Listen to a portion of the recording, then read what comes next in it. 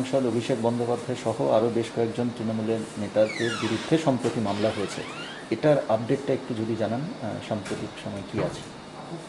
হ্যাঁ, আপনারা ঠিকই শুনেছেন। তৃণমূল সাংসদ এবং তৃণমূল কয়েকজন কর্মকর্তা, ওদের বিরুদ্ধে খোয়াই কেস 77/2021 নেওয়া হয়েছিল পুলিশের সরকারি কাজে বাধা দেওয়ার জন্যে। তো সব বেইলেবল অফেন্স, ওদেরকে তখনই বেইল বন্ড সই করতে দেওয়া হয়েছে আমি যতদূর খবর পেয়েছি।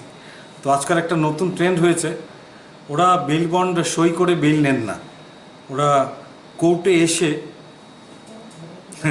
কোর্টে বেশ একটা রঙ্গমঞ্চের আবহাওয়া সৃষ্টি করে জনমানুষের সেটার যাতে প্রতিক্রিয়া পড়ে ওটা করেই তারপরে ওরা বেইল টিল নেন কোর্ট থেকে।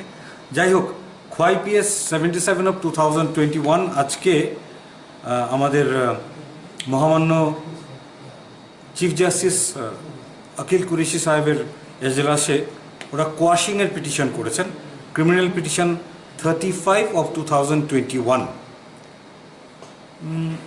কোর্ট ওদের বক্তব্য শুনেছেন।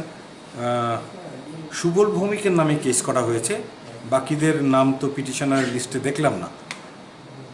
ওদের বক্তব্য শুনেছেন, রাজ্য সরকারের পুলিশের তরফ থেকে আমার বক্তব্য শোনা হয়েছে, নথিও দেখেছেন।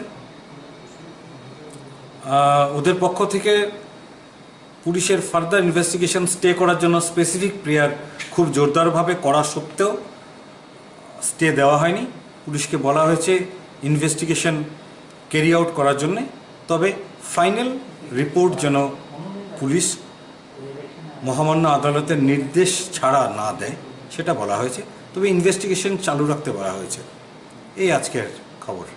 তাহলে স্যার এটা কি বলা যায় যে আবেদনটা করা হয়েছিল তৃণমূলের তরফ থেকে সেটা কার্যত খারিজ হয়ে গেছে? না, কেস খারিজ হয়নি, ওদের interim application for stay of further ইনভেস্টিগেশনটা খারিজ হয়েছে। মূল পিটিশনের নোটিশ ইস্যু করা হয়েছে, আর কোনো অর্ডার দেওয়া হয়নি। 2 সপ্তাহের নোটিশ দিয়েছেন শুধু, আর কিছু হয়নি। Thank you very much. ধন্যবাদ।